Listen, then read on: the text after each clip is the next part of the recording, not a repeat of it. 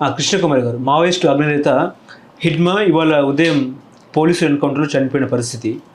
అతనితో పాటు తన భార్య, అదేవిధంగా 4 టీం సభ్యులు కూడా ఎన్కౌంటర్లో చనిపోయినారు. ఈ ఎన్కౌంటర్ చూసిన తర్వాత ఇక నక్సలైట్లు పూర్తిగా ఇటు దేశంలోనూ, ముఖ్యంగా సుక్మా ఆ పరిధి, ఛత్తీస్గఢ్ ఆ పరిధిలో కూడా పూర్తిగా అంతమైనట్టు అనుకోవచ్చా? అంటే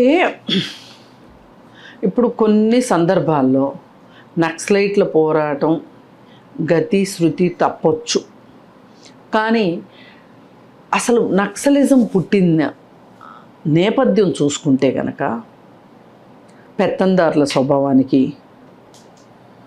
ఎదురు నిలవడం కోసం, ప్రజల కష్టాలు కడగండ్లు తీర్చడం కోసం, అలాగే సహజ వనరుల రక్షణ కోసం, ఇలా రకరకాల సమస్యలు, ఒక్కొక్క ప్రాంతంలో ఒక్కొక్క సమస్యకి వ్యతిరేకంగా ఒక ఎదురు తిరిగే నాయకుడు పుట్టాడు. మనకి స్వాతంత్ర పోరాట కాలంలో అల్లూరి సీతారామరాజు, గోండు నాయకులు, ఇలా రకరకాల నాయకులు మనకు పుట్టారు. అలాగే నేతాజీ సుభాష్ చంద్రబోసు, భగత్ సింగ్, రాజ్గురు, సుఖదేవ్, ఇట్లాంటి వాళ్ళందరూ కూడా పుట్టారు. వీళ్ళందరూ కూడా బ్రిటిషు ప్రభుత్వం దృష్టిలో వీళ్ళు నేరస్తులేగా. అలాగే మన ఇప్పుడు స్వతంత్ర భారతదేశంలో కూడా ఈ ప్రభుత్వం దృష్టిలో నక్సలైట్లు దోషులు. కానీ నక్సలైట్ల వైపు నుంచి మనం చూస్తే గనక వాళ్ళు ప్రజల గురించి ఏం మాట్లాడుతున్నారు, ఈ దేశం గురించి ఏం మాట్లాడుతున్నారు, ఈ రాజకీయ నాయకుల్లో వస్తున్న పోకడలకి గురించి ఎట్లా మాట్లాడుతున్నారు, ఈ ప్రభుత్వాలు అసలు రాజ్యాంగానికి అనుకూలంగా నడుస్తున్నాయా, రాజ్యాంగానికి విరుద్ధంగా నడుస్తున్నాయా, మనం తెచ్చుకున్న స్వాతంత్రంలా ఉందా, సామాన్య పౌరుడికి కడదాకా ఉన్న కడపటి వాడికి కూడా న్యాయం జరుగుతుందా లేదా, లేదు పైన వాళ్ళకే న్యాయం జరుగుతుందా, అందరికీ తిండి దొరుకుతుందా, అందరికీ బట్టలు దొరుకుతున్నాయా, అందరికీ చదువు దొరుకుతుందా, అందరికీ ఇల్లు ఉందా, పని చేసుకుందామంటే భూమి ఉందా, అంటే వ్యవసాయం చేసుకుందామంటే భూమి ఉందా, ఈ 5 రకాలు కూడా ఒక దేశంని పరిపాలించే వాళ్ళు గనక ఇది మా బాధ్యత అనుకుని ఈ 5టిని గనక ప్రజలకు అందిస్తే అసలు నక్సలైట్లతో పనే ఉంది చెప్పండి? అవసరం లేదు కదా. సహజ వనరులు కాపాడబడట్లేదా? నేను ముందు సహజ వనరుల గురించి మాట్లాడతా. ఎందుకంటే సహజ వనరులు దేశం దాటి ఎలా వెళ్ళిపోతున్నాయో, సహజ వనరుల విధ్వంసం ఎట్లా జరుగుతుందో అడవుల్లోకి వెళ్తే తెలుస్తుంది మనకి.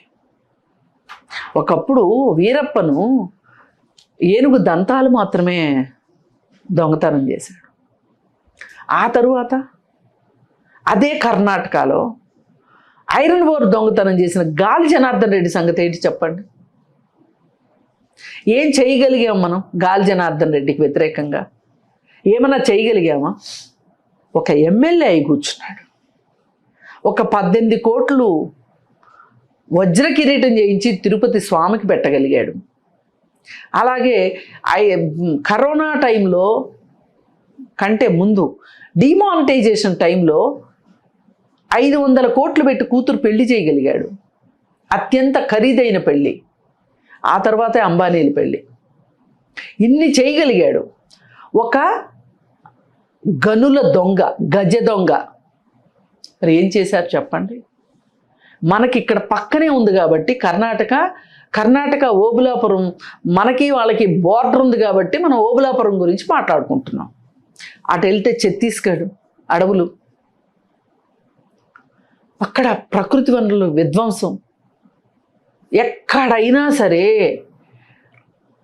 అడవి బిడ్డలని అడవుల్లో నుంచి తోలేసి వాళ్ళని డీప్లేస్మెంట్ చేసేసి వాళ్ళని వేరే ప్రాంతాలకు పంపించేసేసి వాళ్ళని ఒక డిస్ట్రెస్కి గురి చేసి వాళ్ళకి మనకలాగా చదువుకుని ఉద్యోగాలు చేసి ఈ ఆధునిక రకమైన జీవితంలో వాళ్ళు లేరు. ఇవాళ హైదరాబాదులో ఉన్న ఒక పౌరుడికి అడవిలో ఉన్న అడవి బిడ్డకి ఎంత తేడా ఉందో తెలుసా? నీకు బాగా తెలిసి ఉండాలి. హస్తిమస్కాంతరం ఉంది. వాళ్ళని అక్కడి నుంచి నెమ్మదిగా అక్కడే ఉంటూ కూడా వాళ్ళకి ఒక మెరుగైన జీవితాన్ని ఇవ్వాలి. కానీ అక్కడ వాళ్ళకి ఒక హాస్పిటల్ పెట్టండి, అక్కడ వాళ్ళని ఒక స్కూల్ పెట్టండి వాళ్ళకి.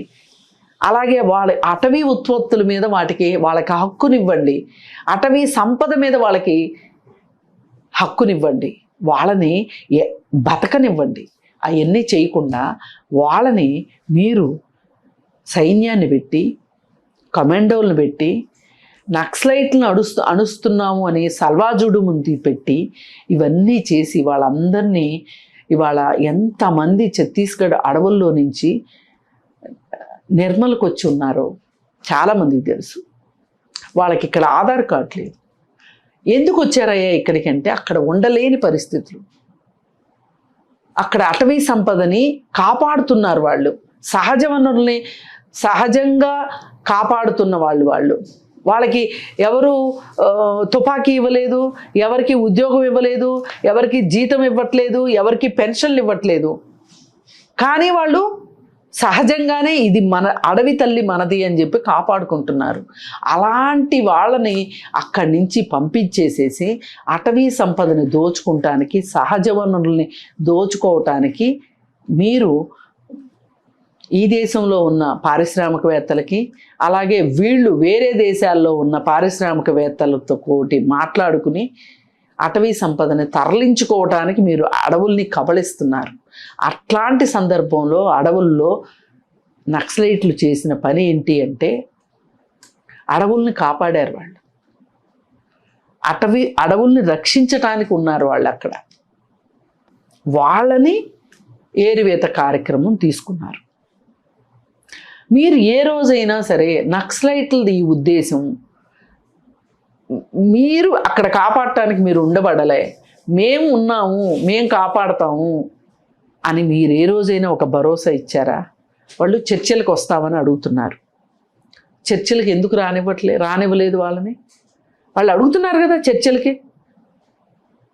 మాట్లాడతానన్న వాళ్ళు మాట్లాడనివ్వాలిగా. ఇప్పుడు మహాభారత యుద్ధం లాంటిదే.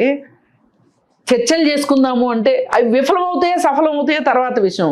ముందైతే చర్చ అయితే చేస్తానన్నప్పుడు చర్చ చేయనివ్వాలి కదా. ఒకటి నేను తెల్ల జెండా ఎగరేస్తాను మొర్రో అంటే వద్దు మేము కాకి జెండానే ఎగరేస్తాము అని అనటంలో మీ ఉద్దేశం ఏంటి? సరే ఏదన్నా కానీ చేసేశారు, కొంతమందిని పట్టుకున్నారు, వాళ్ళకి ప్రాణభయం ఉందా, ఆస్తి మీద ఇష్టం, సొంత ఆస్తి మీద ఇష్టం పెరిగిందా, ఏం పెరిగిందో తెలియదు. కొంతమంది మల్లోజల్ లాంటి వాళ్ళు, ఇంకా కొంతమంది వాళ్ళు ఇచ్చిన ఆధారాలతోటే ఆ తర్వాత చాలామంది నక్సలైట్లను చంపేసింది ప్రభుత్వం కూడా ఏం చెప్తుంది అంటే 2026 మార్చి 31 నాటికి ఈ దేశంలో నక్సలైట్లని సమూలంగా నిర్మూలిస్తాము అని చెప్పి వాళ్ళు చెప్తున్నారు. వీళ్ళు నాయకుల్ని, వీళ్ళకి దొరికిన నాయకుల్ని వీళ్ళు నిర్మూలించగలరు, దొరికిన నక్సలైట్ సైన్యాన్ని వీళ్ళు తుదమెట్టించగలరు. కానీ నక్సలైట్లకి పని లేకుండా చేద్దామని ఎందుకు ఆలోచించట్లా? అసలు నక్సలైట్ అవసరం ఎందుకు వచ్చింది అని ఎందుకు ఆలోచించట్లా? అది ఒక సామాజిక ఆర్థిక కోణం నుంచి నక్సలిజం పుట్టింది అని వీళ్ళు ఎందుకు ఒప్పుకోవట్లా? ఇష్టం లేదు వీళ్ళకి అది ఒప్పుకోవటానికి. ఆ మాట ఒప్పుకుంటే అధికారంలో ఉన్న వాళ్ళు వాళ్ళ చేతగానితనం బయటపడుతుంది. అది కాంగ్రెస్ వాళ్ళు కానివ్వండి, ఆ తర్వాత వచ్చిన జనతా పార్టీ కానివ్వండి, ఆ తర్వాత వచ్చిన బీజేపీ పార్టీ కానివ్వండి, మధ్యలో కాంగ్రెస్ కానివ్వండి, ఇప్పుడు బీజేపీ కానివ్వండి. పాలకుల వైఫల్యమే నక్సలిజం పుట్టుకి కారణం. సమాజంలో ఉన్న పరిస్థితులే నక్సలిజం పుట్టడానికి కారణం. మరి అలాంటప్పుడు సహజ వనరుల దోపిడీకి వ్యతిరేకంగా వాళ్ళు పోరాటం చేస్తున్నారు. మీరెందుకు సహజ వనరులు మేము రక్షిస్తాము, ఈ సహజ వనరులు ఈ దేశంలో పుట్టిన ప్రతి పౌరుడి హక్కు అనే ఒక నమ్మకాన్ని మీరు ఎందుకు కలిగించలేకపోతున్నారు? ఇప్పుడు ఇక్కడ మనకు బాగా అర్థం కావాలంటే ఓబులాపురం గనుల నుంచి ఐరన్ ఓరు చైనా దేశానికి అమ్మేశారు. మ్యాక్సిమం చైనానే కొనుక్కుంది. మరి ఆ దేశంలో ఐరన్ ఓర్ లేదా, ఇక్కడ ఎందుకు కొనుక్కుంది అని మాట్లాడుకుంటే వాళ్ళు అట్టి పెట్టుకున్నారు. ఇప్పుడు ఇది చౌకగా కొనుక్కుంటున్నారు. రేపొద్దున భారతదేశానికి ఐరన్ ఓర్ అవసరం వస్తే వాళ్ళు ఇష్టం వచ్చిన రేటుకి వాళ్ళు. ఒకప్పుడు సహజ వనరుల్ని ఈ దేశ అవసరాలకే వాడాలి అనే ఒక చట్టం ఉంది. మనకు స్వాతంత్రం వచ్చినప్పుడు చేసిన చట్టం అది. వాజ్పేయి గవర్నమెంట్లోనే అది విదేశాలకు ఎగుమతి చేయొచ్చు మన సహజ వనరుల్ని అనే ఒక జీవో తీసుకొచ్చారు వాళ్ళు. ఆ జీవో వచ్చిన తరువాతనే ఈ సహజ వనరుల విధ్వంసం పెరిగిపోయింది.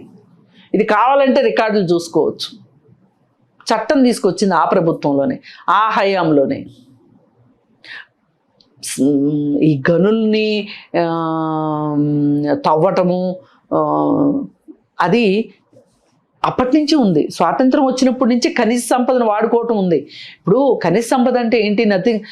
బొగ్గు ఖనిజ సంపదే కదా. బొగ్గు గనుల్ని తవ్వుకోకుండా మనకి విద్యుత్ శక్తి రాదు కదా.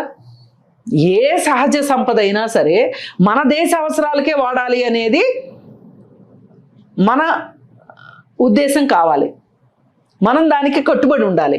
అట్లా కాకుండా డబ్బులు వస్తాయి కదా, ఈ కాంట్రాక్టర్లు బాగుపడాలి కదా, ఈ కాంట్రాక్టర్ల ముసుగులో రాజకీయ నాయకులు బాగుపడాలి కదా అని అనుకుంటే గనక వేరే దేశాలకు అమ్ముతాం మనం. అమ్మేస్తే ఎట్లా? సహజ వనరులన్నీ కరిగిపోతే ఎట్లా? ఈ పాయింట్కి సమాధానం చెప్పమనండి ఇవాళ అధికారంలో ఉన్న వాళ్ళని. మీరు ఈ పని చేయకు, మీరు ఇది ఆపొచ్చు కదా. ఇది ఆపితే నక్సలైట్లకు పని తప్పుద్ది కదా. అలాగే ఒక దొరకు వ్యతిరేకంగా ఒక నక్సలైట్ పుట్టాడు.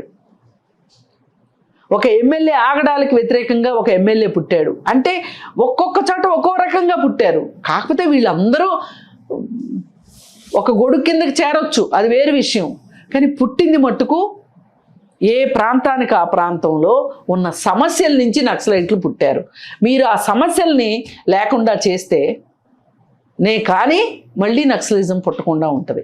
ఇవాళ మీరు అణిచివేశామని మీరు చెప్పుకోవచ్చు, మీ జబ్బలు మీరు జరుచుకోవచ్చు, మిమ్మల్ని మీరు అభినందించుకోవచ్చు, అది వేరే విషయం. నేను కాదు అనట్లే. ఇప్పటికి చేసింది గొప్ప పని అని మీరు అనుకోండి, కాదు అని కూడా అనట్లే. కానీ మీరు ఇంకా చేయాల్సిన పని ఏంటి అంటే మళ్ళీ నక్సలైట్లు పుట్టకుండా ఉండాలి అంటే గనక మీరు చేయాల్సిన పనులు మీరు చెయ్యండి.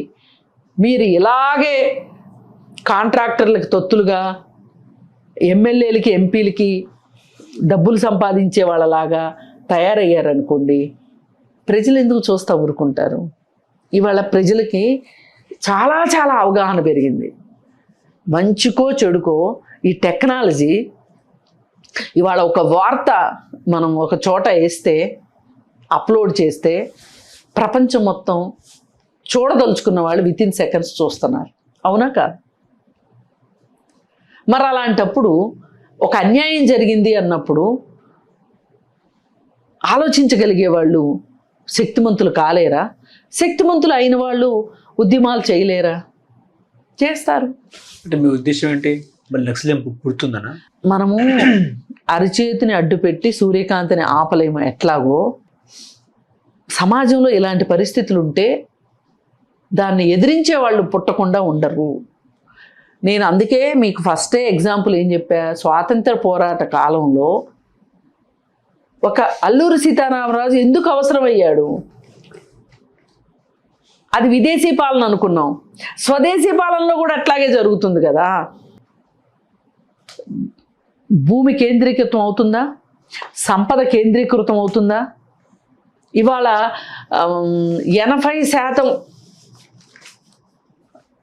సంపద కొంతమంది చేతుల్లో కేంద్రీకృతం అవుతుందా లేదా? 99% పేదలు 1% ధనవంతులు అవుతున్నారా లేదా? అవుతున్నారు. ఇవాళ మన దేశ సంపద పెరుగుతుంది, కానీ దేశంలో పేదరికం పెరుగుతుంది. అంటే దీని అర్థం ఏంటి? దీని అర్థం ఏంటి?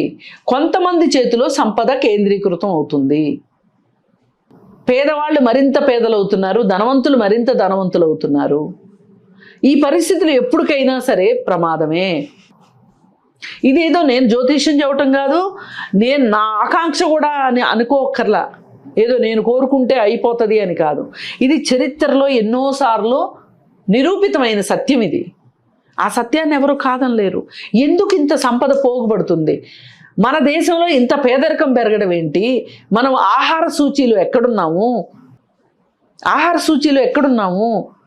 దారిద్ర్య రేఖకి దిగువకి జనాలు ఆ రేషియోలో ఎక్కడున్నాం మనము? మనకంటే చిన్న చిన్న దేశాలు పురోగతిని సాధిస్తున్నాయే.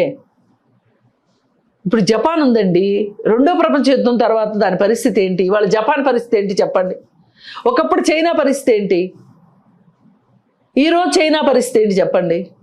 మరి ఇలా జరుగుతున్నప్పుడు ఎందుకు ఈ దేశంలో ఆలోచించే వాళ్ళు ఉండరు? ఎందుకు మన దేశంలో ఇలా ఎందుకు జరుగుతుంది?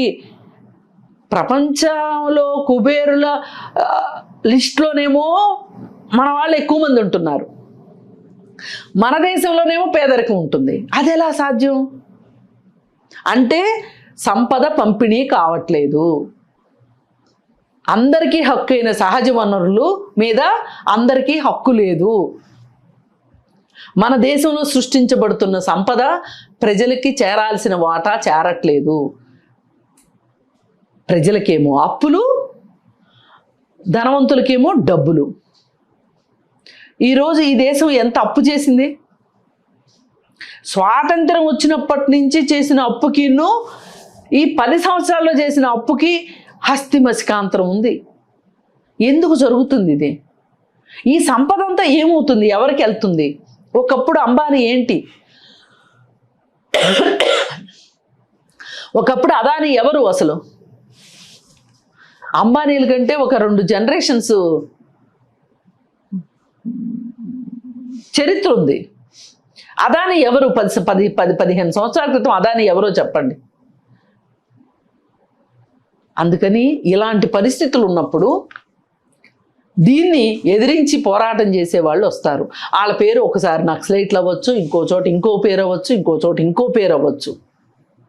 కానీ మీరు ఈ పరిస్థితులను సరిదిద్దకుండా, ఇలాంటి పరిస్థితుల్ని రూపుమాపకుండా, ఈ ప్రజల కష్టాలని రూపుమాపకుండా నిరుద్యోగం స్థాయి విపరీతంగా పెరిగింది.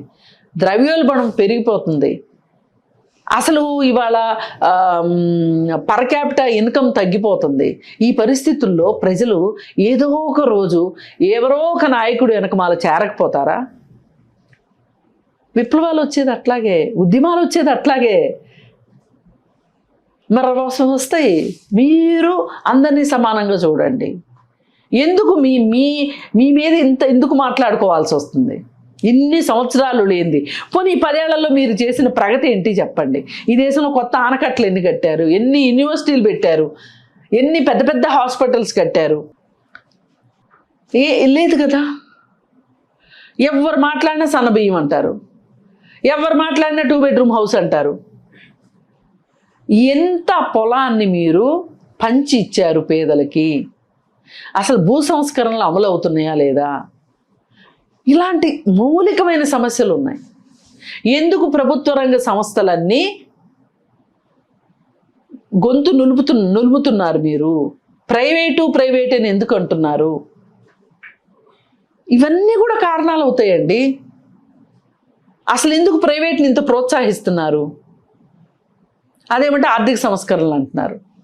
పోనీ ఆర్థిక సంస్కరణలు వచ్చినా అందరికీ పని దొరుకుతుందా? అందరికీ తిండి దొరుకుతుందా? లేదు కదా.